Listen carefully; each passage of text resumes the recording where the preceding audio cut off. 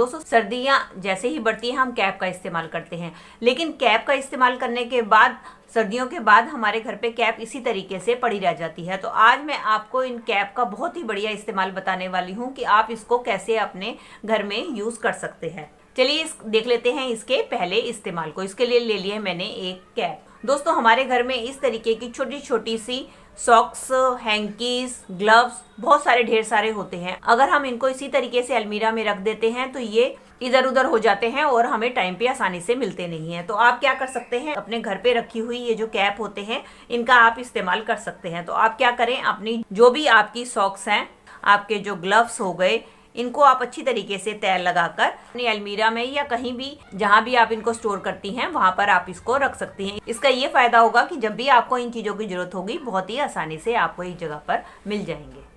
दोस्तों प्रेस का इस्तेमाल तो हम गर्मी सर्दी करते ही हैं, लेकिन अगर हम इसको इसी तरीके से खुले रखते हैं तो इसके अंदर बहुत सारा डस्ट चला जाता है, जिसको क्लीन करने में हमारा काफी सारा टाइम खराब हो जाता है। तो अक्सर हम क्या करते हैं, इनको किसी ना किसी बॉक्स में डालकर रखते हैं ताकि ये गंदी ना हो। अगर आपके पास बॉक्स नहीं है तो आप इस तरीके की कैप का भी इस्तेमाल कर सकते हैं। तो आप क्या करें, आप अपने घर पे रखी हुई कैप ले और इस तरीके से अपनी कैप को इस प्रेस के ऊपर चढ़ा दें। इस तरीके से आपकी प्रेस बिल्कुल कवर हो जाएगी, बिल्कुल भी गंदी नहीं होगी और साथ साथ आपकी बेकार पड़ी हुई कैप का भी रीयूज हो जाएगा।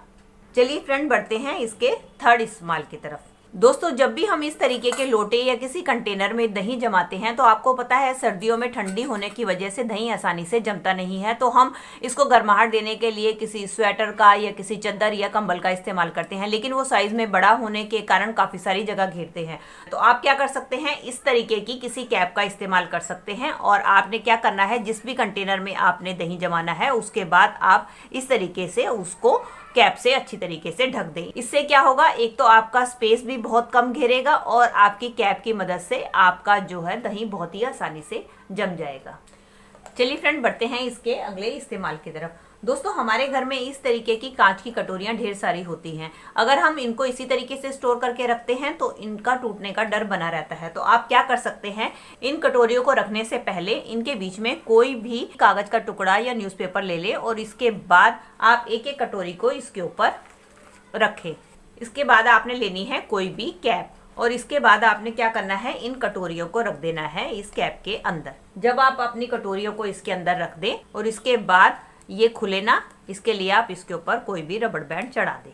इसके बाद इन कटोरियों को आप कहीं भी रखेंगे तो आपकी एक तो कटोरियां गंदी नहीं होंगी और इनके टूटने का खतरा भी कम होगा। चलिए फ्रेंड देख लेते हैं इसके अगले इस्तेमाल को कि हम इसको कैसे यूज कर सकते हैं। चलिए फ्रेंड देख लेते हैं इसके अगले इस्तेमाल को। दोस्तों मिक्सी का इस्तेमाल तो हम सब करते ही हैं, लेकिन मिक्सी को अगर हम इसी तरीके से खुली छोड़ दें तो इसके ऊपर तेल के चिकने गंदे दाग लग जाते हैं, जिसके कारण इसको साफ करना बहुत मुश्किल हो जाता है। तो आप क्या कर सकते हैं, अपने घर पे रखी हुई इस तरीके की बेकार कैप का इस्तेमाल इसको ढकने के लिए भी कर सकते हैं। तो इस तरीके से आप अपने कैप की मदद से अपनी मिक्सी को ढककर रखेंगे तो आपकी मिक्सी गंदी भी नहीं होगी और आपके कैप का भी रीयूज हो जाएगा। चलिए फ्रेंड देख लेते हैं इसके अगले इस्तेमाल की तरफ। इसके लिए मैंने फिर से एक कैप ले ली है और इसके ऊपर की साइड पे मैंने इस तरीके से एक स्ट्रिप बांध दी है।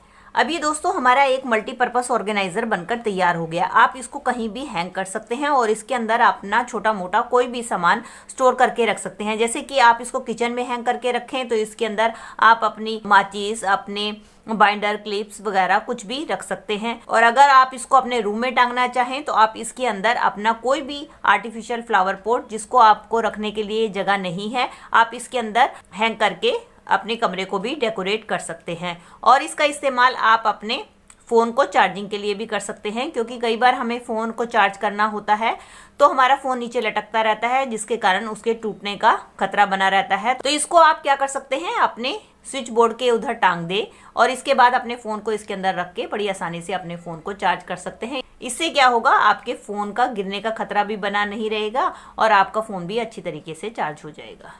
ये थी मेरी आज की वीडियो। आई होप आपके लिए यूजफुल रही होगी। दोस्तों इनमें से कोई भी टिप आपके लिए हेल्पफुल रही है तो वीडियो को लाइक, शेयर एंड कमेंट कीजिएगा और इसी तरीके से मुझसे जुड़े रहने के लिए बेल आइकन के साथ मेरे चैनल को भी सब्सक्राइब कर लीजिएगा। मिलती हूँ नई वीडियो के साथ, तब तक bye bye and thanks for watching.